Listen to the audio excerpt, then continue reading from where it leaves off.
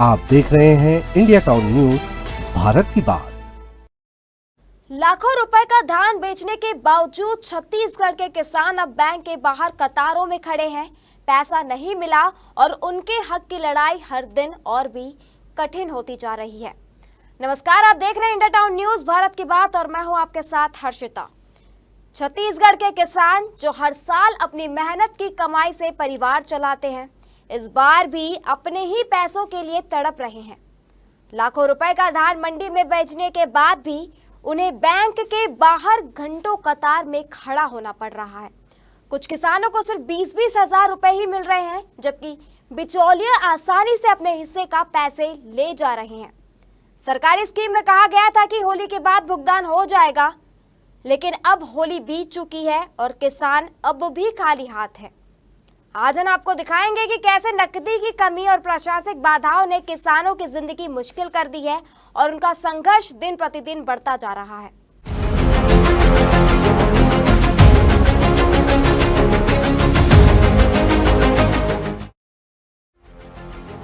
छत्तीसगढ़ में खेती और किसानी राज्य की रीढ़ की हड्डी है।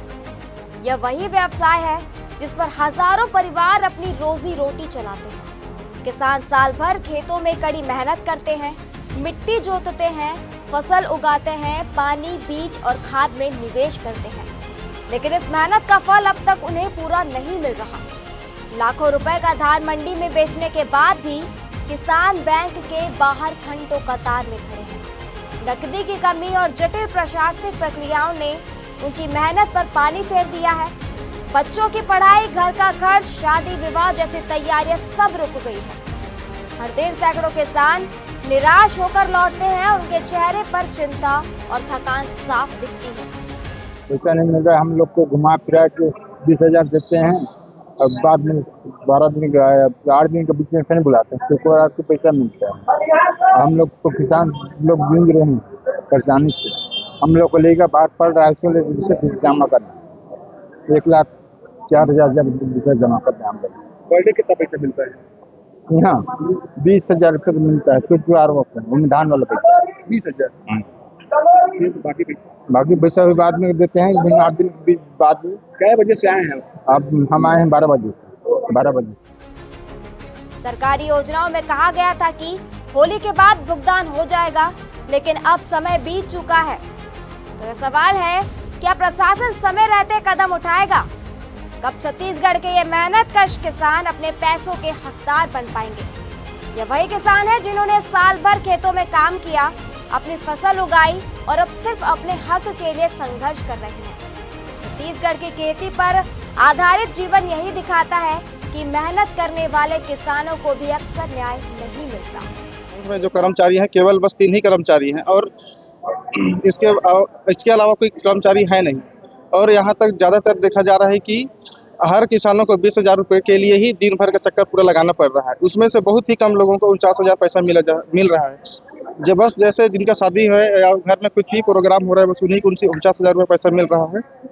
और इसमें से 20,000 रुपया के लिए पूरा दिन भर का और हफ्ते में केवल एक ही दिन ही मिल रहा है और उससे अतिरिक्त पैसा मिल ही नहीं रहा है। क्या हिसाब से जो होना चाहिए, जैसे सोसाइटी जो खुला है हर जगह, जो अभी जैसे मेंड्रा में, करजी में, रामपुर में और दरमा में, तो वहाँ का जो लोग हैं सोसाइटी के अपना एक बैंक वहाँ देना चाहिए। वहीं सरगुजा संभाग के अंबिकापुर में इस वक्त किसानों की स्थिति बेहद चिंताजनक है। यह वही इलाका है जहाँ खेती और किसानी लोगों की मुख्य आजीविका ही किसान है। किसान साल भर खेतों में मेहनत करते हैं, लेकिन इस मेहनत का पूरा फल उन्हें अब तक नहीं मिला।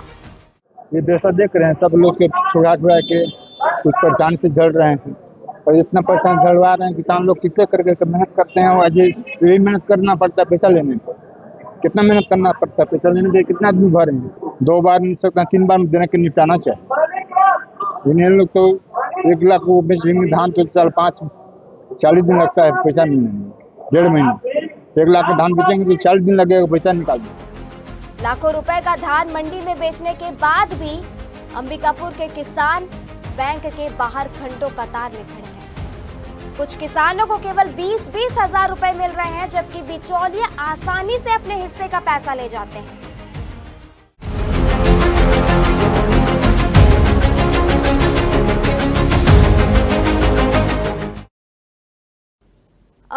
के किसानों की यह कहानी सिर्फ उनके मेहनत और संघर्ष की नहीं, बल्कि हमारे कृषि सिस्टम और सरकारी योजनाओं की असलियत को भी सामने ला रही है।